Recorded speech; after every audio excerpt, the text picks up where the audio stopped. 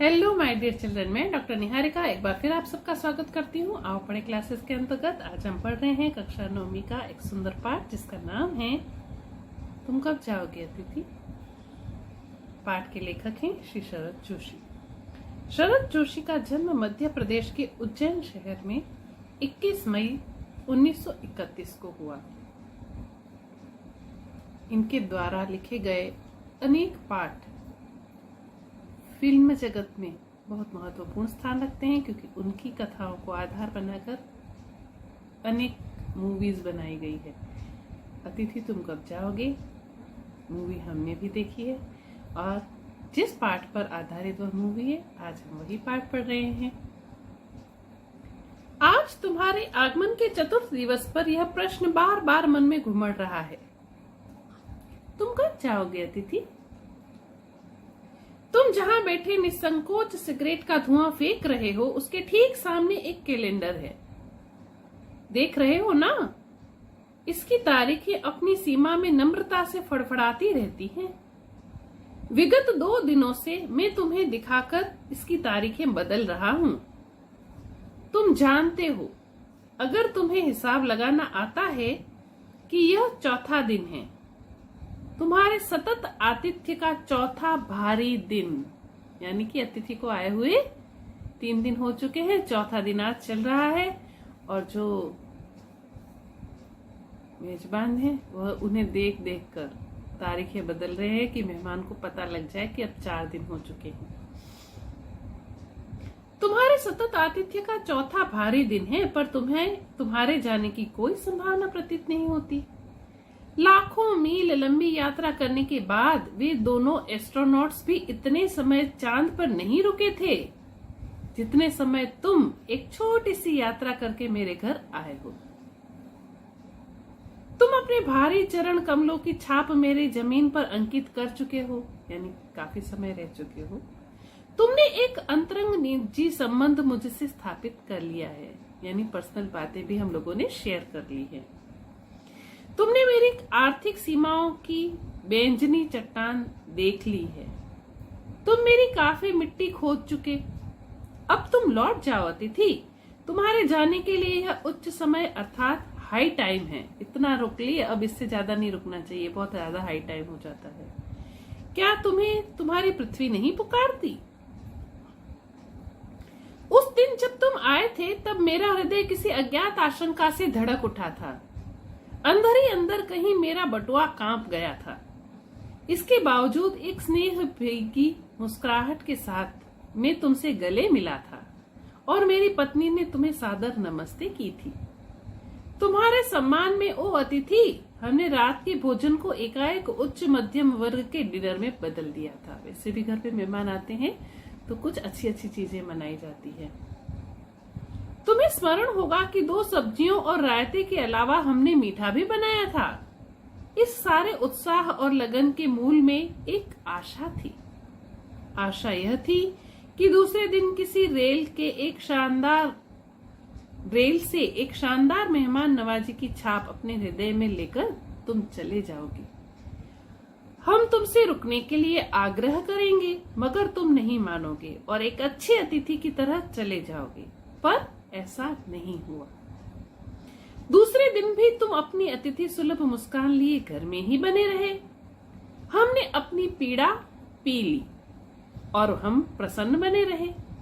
स्वागत सत्कार के जिस उच्च बिंदु पर हम तुम्हें ले जा चुके थे, वहां से नीचे उतरकर हमने फिर दोपहर का भोजन लंच के रूप में बनाया और रात्रि को तुम्हें सिनेमा भी दिखाया। हमारे सत्कार का यह आखिरी छोर है, जिससे आगे हम किसी के लिए नहीं बढ़े। क्योंकि अतिथि आने पर प्रसन्नता तो सबको होती है, परंतु आर्थिक स्थिति ऐसी रहती है कि महीने का बजट गड़बड़ा जाता है। लेकिन फिर भी अतिथि को घुमाने ले जाना, उन्हें भोजन कराना, यह सब तो होता ही है। इसके तुरंत बाद भावभीनी विदाई का वह भीगा हुआ क्षण आ जाना चाहिए था, अर्थात इतना सब कुछ आतिथ्य स्वीकार करके आपको चले जाना चाहिए था। जब तुम विदा होते तो हम तुम्हें स्टेशन तक छोड़ने जाते, पर तुमने ऐसा नहीं किया। तथा तुम नहीं गए। तीसरे दिन की सुबह तुमने मुझसे कहा कि मैं धोबी को कपड़े देना चाहता हूं। यह आघात अप्रत्याशित था और इसकी चोट मार्मिक थी, अर्थात अब कपड़े धुलवाएंगे मतलब कि और रुकेंगे, इनको तो चले जाना चाहिए था। तुम्हारे सामीप्य की वेला एकाएक यूं रबर की तरह खिंच जाएगी, इसका मुझे अनुमान न था। यानी कि तुम अभी और इतना रुकना चाहते हो कि कपड़े धुलवा रहे हो, मुझे ऐसी आशा नहीं थी तुमसे। पहली बार मुझे लगा कि अतिथि सदैव देवता नहीं होता, वह मानव और थोड़े अंशों में राक्षस भी हो सकता है। अर्थात अतिथि जो है वह अगर इतने दिनों तक रहे तो वह मानव नहीं, वह राक्षस भी कहला सकता है। किसी लॉन्ड्री पर दे देते हैं, जल्दी जुल जाएंगे, मैंने कहा। मन ही मन एक विश्वास पल रहा था कि तुम्हें जल्दी जाना है। कहाँ है लॉन्ड्री?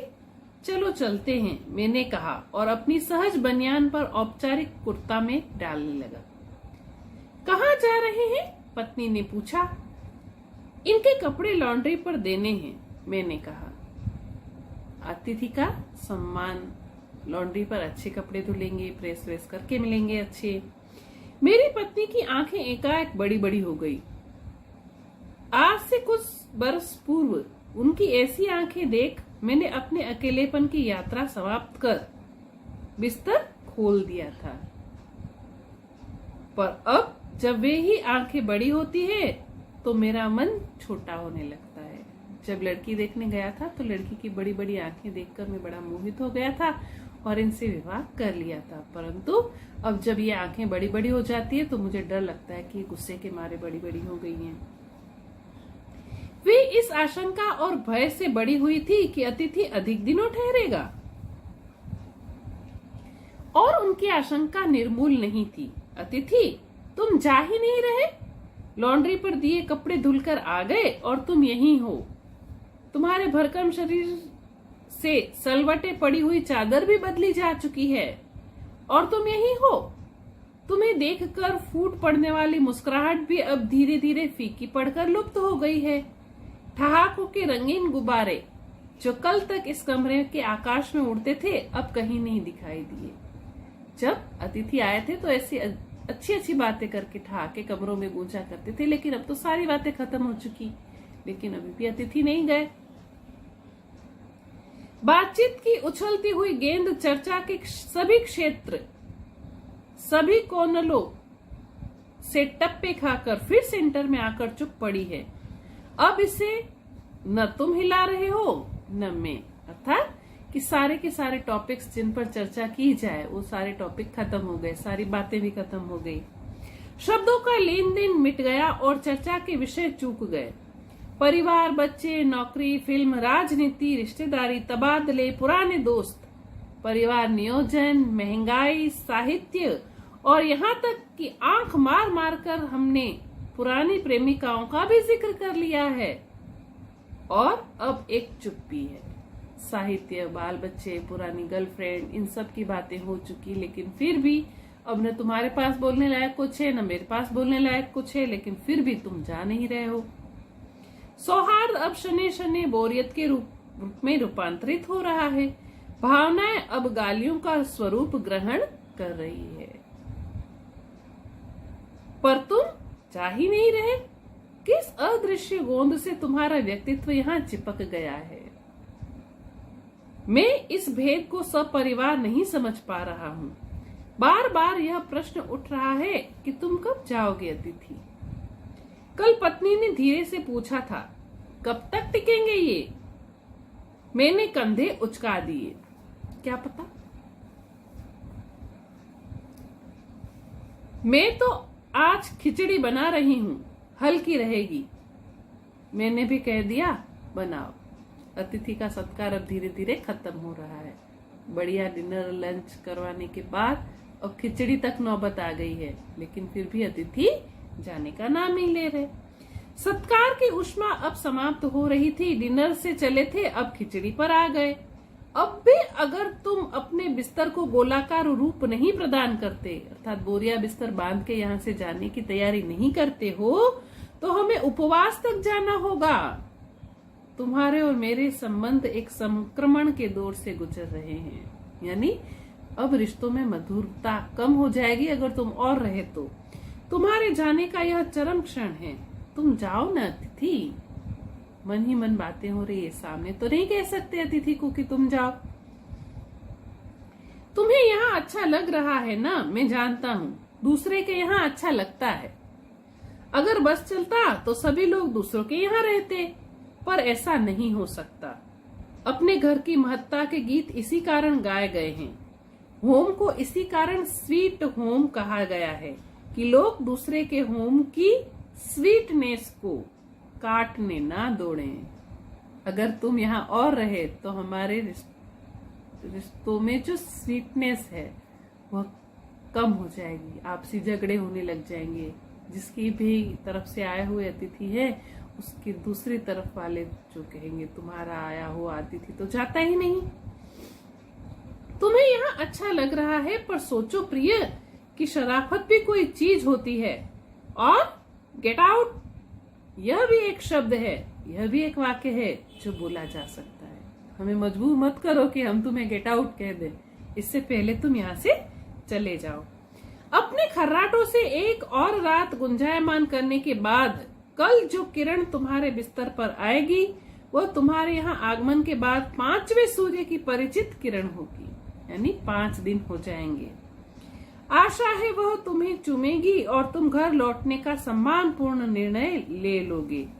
मेरी सहनशीलता की वह अंतिम सुबह होगी। उसके बाद मैं स्टैंड नहीं कर सकूंगा। यानी 5 दिन मैंने आपको सहन कर लिया, इसके बाद अब मैं और सहन नहीं कर सकता। कहीं मेरे द्वारा आपका अपमान न हो जाए, इस बात का ध्यान रखिए और जल्दी से यहाँ से चले जाइए। इसके बाद मैं स्टैंड नहीं कर सकूंगा और लड़खड़ा जाऊंगा। मेरे अतिथि, मैं जानता हूँ कि अतिथि देवता होता है, पर आखिर मैं भी तो मनुष्य हूँ। मैं कोई तुम्हारी तरह देवता नहीं। मनुष्य की कुछ सीमाएं हैं, खासतौर पर आर्थिक सीमाएं हमें मजबूर कर देती है कि हम अतिथि को देवता के रूप में कुछ दिनों ही समझें। ज्यादा दिनों तक ठहरने पर हम अतिथि को देवता नहीं समझ सकते। मैं कोई तुम्हारी तरह देवता नहीं। एक देवता और एक मनुष्य अधिक देर साथ नहीं रहते। देवता दर्शन देकर लौट जाता है। तुम लौट जाओ अतिथि, इसी में तुम्हारा देवत्व सुरक्षित रहेगा। यह मनुष्य अपनी वाली पर उतरे उससे पूर्व तुम लौट जाओ। मनुष्य जो है वह एक स्वार्थी प्राणी है। पहले के जमाने में होता था कि स्वयं भूखा रखकर भी दूसरों को आतिथ्य किया जाए, परंतु आजकल यह संभव नहीं होता। सभी की भावनाएं बहुत अलग अलग रूप ले चुकी हैं। इसीलिए कहा जा रहा है, उफ, तुम कब जाओगे अतिथि। इस पाठ में हास्य रस के साथ साथ एक संदेश भी दिया गया है कि हम यदि किसी के घर पर अतिथि बनकर जाएं तो इस बात का विशेष ध्यान रखें कि हमारे आतिथ्य सत्कार करने के कारण उस परिवार को कोई भी मुश्किल का सामना न करना पड़े। साथ में इस बात का भी ध्यान रखें कि हम वहां रहते हुए कुछ ऐसे कार्य करें जिससे उन्हें सहायता प्रदान हो।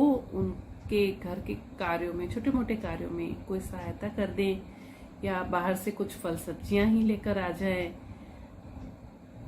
और हो सके तो हम इतना किसी के घर ना ठहरे कि एक बोझ बन जाएं और जिससे उनके मन में भी ये सारी भावनाएं उत्पन्न हो जाए कि अतिथि तुम कब जाओगे। आशा करती हूँ कि पाठ का भावार्थ आपको समझ में आएगा। अभ्यास प्रश्नोत्तर के लिए डिस्क्रिप्शन बॉक्स में जाएं। आओ पढ़े से निरंतर जुड़े रहें। बहुत बहुत धन्यवाद।